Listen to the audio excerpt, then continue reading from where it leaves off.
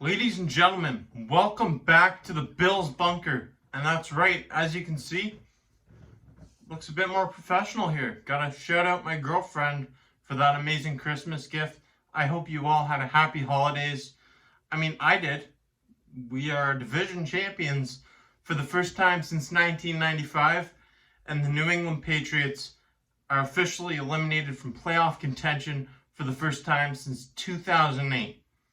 Oh, how the tables have turned. The last time the Buffalo Bills won the AFC East, the physical specimen they call Josh Allen, our quarterback, wasn't even born yet. And neither was I. But speaking of that physical specimen, Josh Allen, coming out of college, he had a lot of comparisons. He was compared frequently to Ben Roethlisberger and Cam Newton, the quarterback that we will be playing this week. Listen, I get the comparison. They're both big bodies and they're both freaks of nature. They can run. They are physical specimens. But when you break it down, they're really not that similar.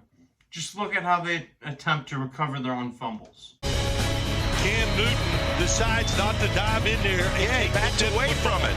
He jumped away instead of jumping into the... This is why his teammates love him, though. He is a football player through and through. And, I mean, my guy Josh Allen, he's got his own cereal, Josh Jacks. He also doesn't hit the dab after every touchdown or pose for pictures. No, he's Josh Allen. Josh Allen's Josh Allen. I'm going to show you a comparison of Josh Allen's 2020 season comparing to Cam Newton's 2015 MVP campaign. Let's compare some stats between 2015 Cam Newton and 2020 Josh Allen. Because in Cam Newton's 2015 MVP season, he had 4,473 total yards, with 3,837 coming through the air and 686 rushing yards. In 2020, Josh Allen has totaled 4,383 yards, with 4,000 passing yards exactly, and 383 of those yards coming on the ground.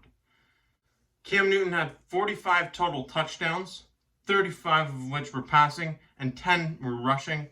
Josh Allen so far has 39 total touchdowns, 30 passing, 8 rushing, and even has a receiving touchdown. Trickery for the touchdown. The thing that really stands out to me about this whole list that you see, this visual right here, the thing that stands out the most to me is the completion percentage. Because Josh Allen has a completion percentage that is very close to being 10 points higher than Cam Newton's in his 2015 MVP campaign, in which he passed for a completion percentage of 59.8 compared to Josh Allen's completion percentage of 68.7. Josh Allen has completed 68.7% of his passes. That is exceptional, especially for a player who was just being criticized about his accuracy last year. That is a huge step forward for Josh Allen. Something you have to take into consideration, though, is that Josh Allen still has 2 games left to play. And Cam Newton, he played all 16 of those games in that season that they almost finished perfect down in Carolina. But Josh Allen is 6 total touchdowns away from tying Cam Newton's total of 45 back in 2015, and he's under 100 yards away from surpassing Cam Newton's totals that year. The 2015 season that Cam Newton had was an exceptional year, and it's not one that we're going to forget about anytime soon. Cam Newton put up a hell of a year that year, and he was deservingly the MVP. But Josh Allen in 2020, he's got a chance to surpass all those numbers, and I mean, it speaks for itself. He's a legitimate MVP candidate. As for Cam Newton, he's 31 years old now, and I don't know where his career is going to end up. At this point, it looks pretty adamant that Cam Newton will never start in the NFL again. At least he won't get a starting role in the NFL on any team. I could compare Cam Newton's numbers to Josh Allen's this year, but there just is no comparison. Cam Newton's just thrown 5 passing touchdowns, and he's had 11 rushing touchdowns, but he's had 10 interceptions. So it speaks for itself. Cam Newton, there is no point in comparing the two this year because Josh Allen is miles ahead of Cam Newton. Cam Newton has faced a lot of adversity, and I'm gonna admit that. Like, there's no reason not to.